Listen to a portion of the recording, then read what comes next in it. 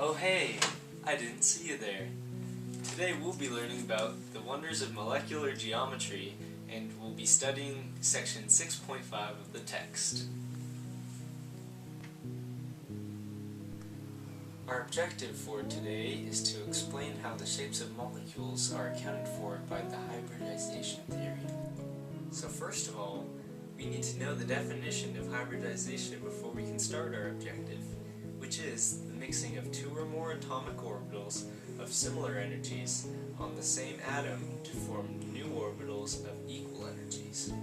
Methane, or CH4, provides a good example of how hybridization is used to explain the geometry of molecular orbitals. Methane's going to look a little something like this, with one carbon atom and four hydrogen atoms.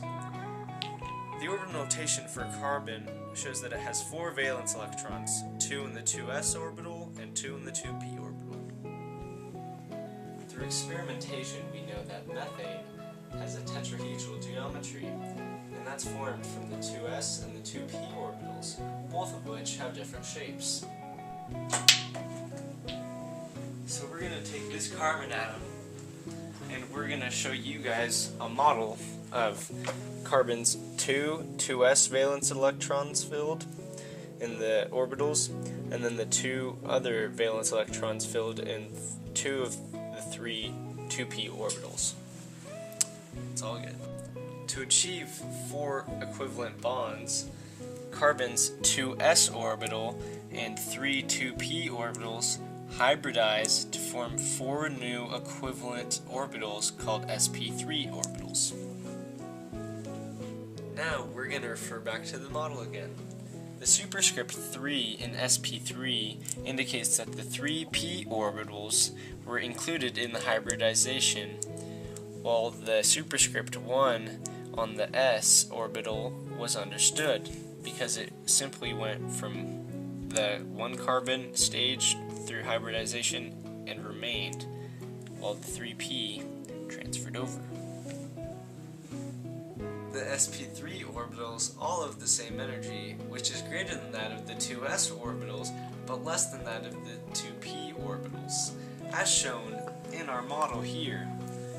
All equal, greater than the 2s, but less than the 2p. Oh hey, forgot you were still there. Now we're going to go on to hybrid orbitals.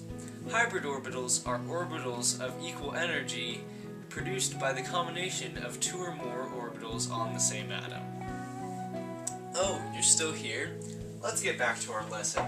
Sorry, I just had to quench my thirst for a second. So, the amount of orbitals produced, all 4 of them in the sp3, are equal to the amount that were originally combined, the 1 from the 2s and the 3 from the 2p. So all 4 of these are simply equal to the amount produced. It's pretty simple, huh?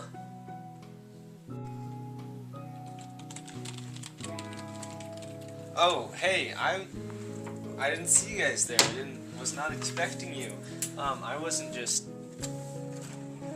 So, we're going to refer back to the book to finish our lesson. So why don't you get a shot of this? This model right here explains how the amount of the type of atomic orbitals, sp, type of hybridization, sp, number of hybrid orbitals, 2, makes a linear geometry with a 180-degree angle.